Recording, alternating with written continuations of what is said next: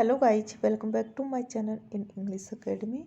Guys, please like, share, follow, comment and subscribe the channel. Guys, in this video, we will explain the poem Night of the Scorpion. Guys, this poem was written by the major Indo-Anglican poet Nissim Ezekiel.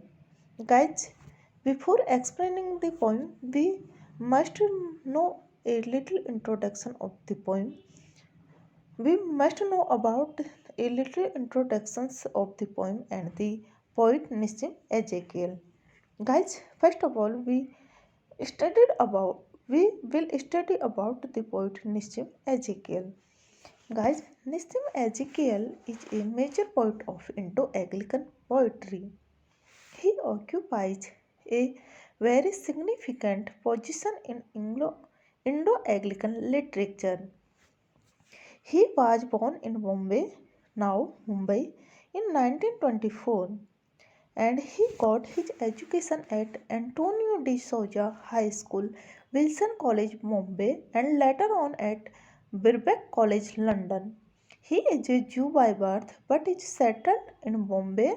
He gets his family name Ezekiel, from a Hebrew prophet of 16th century BC, who prophesied the destruction of Jerusalem and the Jewish nation and the future restoration of a Jewish state. He worked as a reader in American literature and later on as professor of English at the University of Bombay. Guys, he was a visiting professor at Leeds University. He was an invitee of the US government under its international visitors programs. He was a cultural award visitor to Australia. He was a director of theatre units Bombay. He was in England for 4 years from 1948 to 1952. He is a very widely traveled professor and has been abroad many times on a number of assignments. He had been to America on a lecture tour and there recited his own poems at many universities. He edited many literary journals like Quest, Poetry India, Imprint, Poetry Page of the Illustrated Weekly of India, and Indian PEN Bombay. Guys, his poems were published in very prestigious journals like Encounter, London Magazine, The Spectator, and the Illustrated Weekly of India. He has been a member of Lalit Kala Academy and the Sahitya Academy. In English philosophy, poverty and poetry shared his basement room, but now he is quite well off. He is married and has 3 children. Today he enjoys great popularity as a poet who writes in English.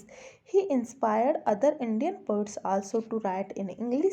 Hence, he has not only been a good poet himself but also a cause of good poetry and others. Though he is primarily Though he is primarily a poet, he has been an eminent critic, dramatist, a successful editor, reviewer, and translator. Guys, his most important works are as Eight Times to Change and Other Poems, 1952. Next, 60 Poems, which was published in 1953. Next, the third, which was published in 1959. Fourth, The Unfinished Man, which was published in 1960. And The Exact Name, which was published in 1965. Hymen in Darkness, which was published in 1976 and translation from Marathi of Indra Sent.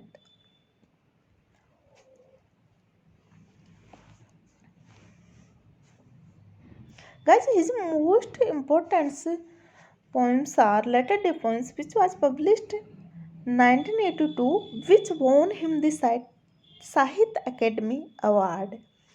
Guys, now we must know about a little introduction of the poem. Night of the Scorpion.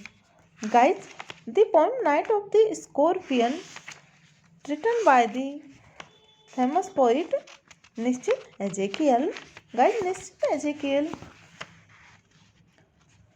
you know that, guys, this poem is a brilliant narrative poem which was published in the exact name in 1965. It shows deep human interest. The setting of the poem has a tender family situations. The poet the poet's mother is stung by a poisonous scorpion. Many treatments are given based on magic and superstition, science and rationality. The poem has a climax when the mother expresses maternal affection. Summary of the poem. Guys, Night of the Scorpion is a narrative poem. The speaker is the poet Ezekiel himself, whose mother was stung by a poisonous scorpion on a rainy night. It had been raining continuously for 10 hours. The scorpion had hidden itself under a sack of rice. Suddenly, it came out of its hiding place and stung the poet's mother and discharged the poison of its tail.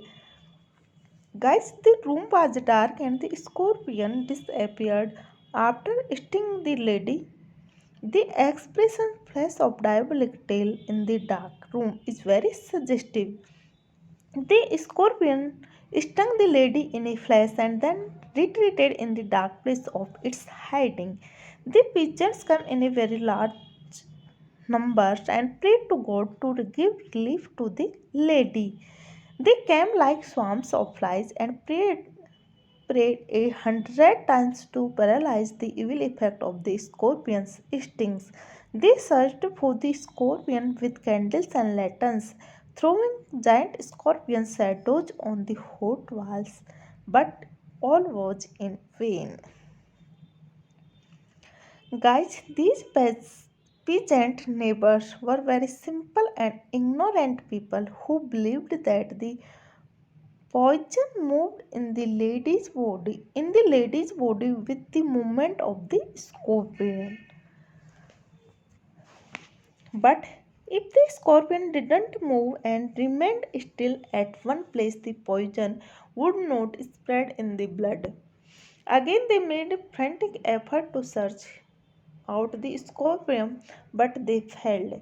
These simple pigeons believed that the sins of her previous birth might be burned that night, or this pain might decrease the misfortunes of the next birth. The pain suffered by the lady might diminish the evil and sin of unreal world. It might cure her of desires and ambitions and might purify her body. All these ignorant pigeons surrounded the lady and they posed as if they knew everything.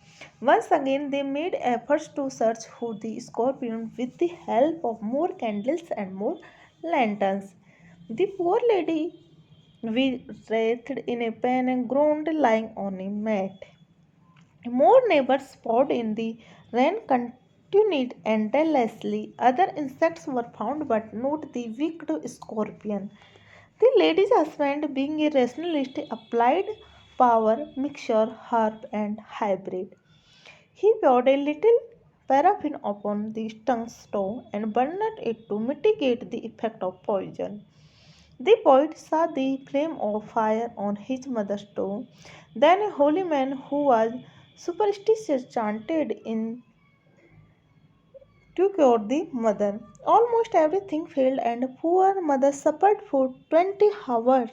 When the pain subsided and the poison ceased to have effect on her, nothing could bring relief to her, and only the passage of 20 hours brought relief to her. After a very trying time of 20 hours, when every device failed to give any relief to the day. Guys, this poem illustrates the truth of Jewish proverbs. God could not be everywhere and therefore he made mothers. Thanks so much, guys.